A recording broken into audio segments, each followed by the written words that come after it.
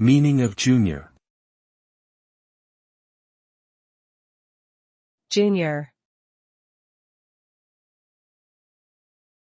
Junior. Junior. Junior.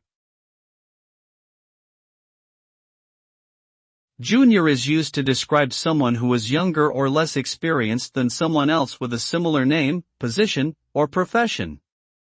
It is commonly used as a suffix in names to indicate that a person shares the same name as their parent or other family member, but is not the first person to bear that name.